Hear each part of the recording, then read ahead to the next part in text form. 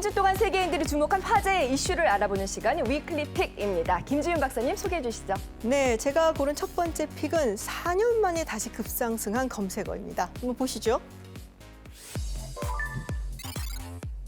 네, 바로 피자게이트입니다. 이 피자게이트는 2016년 미국 대통령 선거 당시에 돌았던 가짜 뉴스인데요. 내용이 어떤 거냐면 힐러리 클린턴 당시 민주당 대선 후보 그리고 존 포데스타, 네, 당시에 선거대책본부장이었죠. 이 두 사람이 워싱턴 DC에 있는 한 피자 가게 지하실에서 아동 인신매매 조직을 운영했다라는 가짜 뉴스입니다.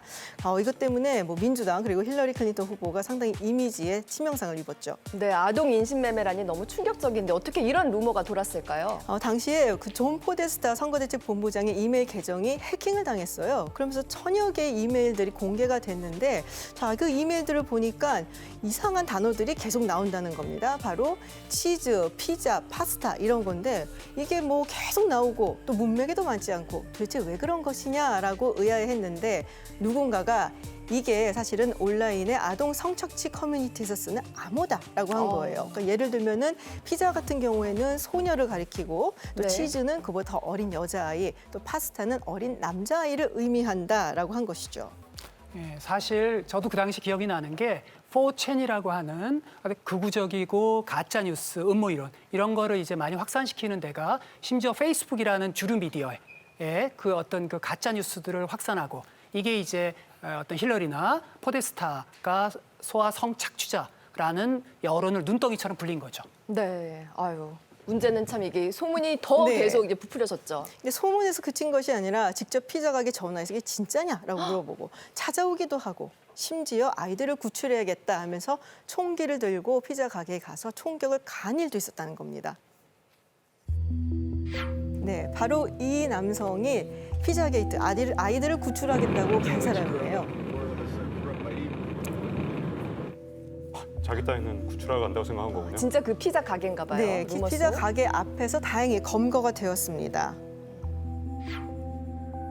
바로 근데 체포됐네요. 네, 근데 그 이후에도 사람들이 자꾸 이 피자 가게를 찾아와서 괴롭히는 거예요.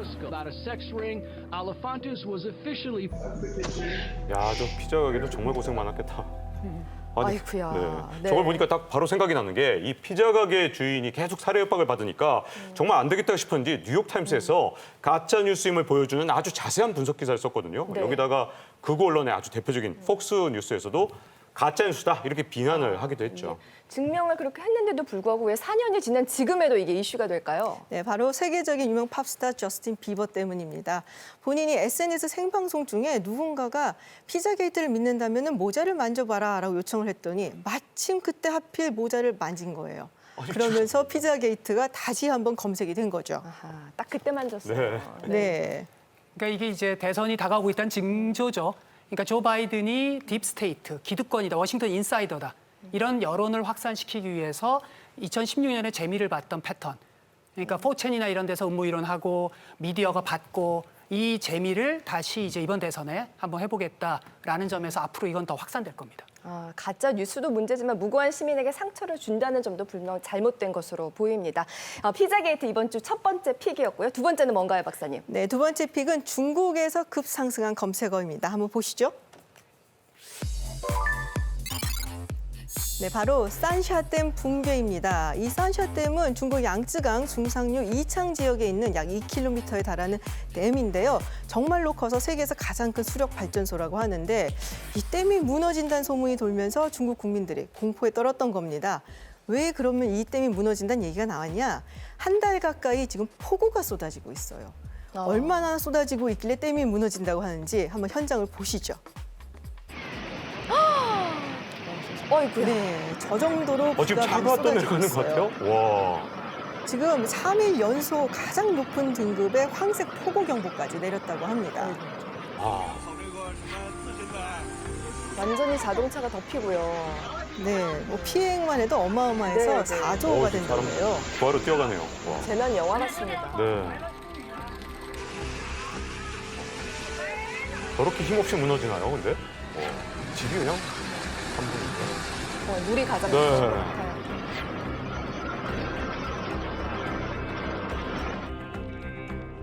아, 정말. 네, 저렇게 막 진짜 피해가 어마어마하니까 바로 연상되는 게 1998년에 양쯔강이 범람하면서 그때 무려 4천 명이 숨지고요. 그리고 2억 명이 되는 이재민이 나타났었거든요. 근데 저런 영상들이 계속 보이니까 그때 피해만큼 또 커지는 거 아니냐 이런 걱정들이 지금 나오고 있는 거죠. 네, 이번 폭우가 산샤 때문에 초당 약 4만 세제곱미터가 쏟아졌다, 물이. 그렇게 하고요. 홍수 수위인 145m도 넘었다는 얘기가 있으니까 중국 국민들이 정말 공포스러웠겠죠. 근데 또 하나의 이유가 있습니다. 바로 이 사진이 보여주는데요. 네. 자, 보시면 이게 산샤댐의 위성 사진이에요. 근데 왼쪽에 있는 사진이 2006년 댐이 건설될 당시 사진. 그리고 오른쪽이 작년에 찍은 사진인데 뭔가 이상하지 않으세요? 휘어졌습니다. 네, 완전히 그렇죠. 네, 이게 휘어진 것이 그래서 이게 휘어진 것이 산샤댐이 붕괴되는 것이 아니냐라는 얘기가 나오는데 중국 정부가 답을 내놓기를 위성에서 3개로 나눠서 찍어서 그걸 이었더니 이어진 부분이 굴곡이 있는 것처럼 보인다. 그리고 29일에는 이미 물도 한번 방류를 해서 안정된 상태다라고 안심을 시키고 있다고 합니다. 네, 지금까지 위클리 픽이었습니다.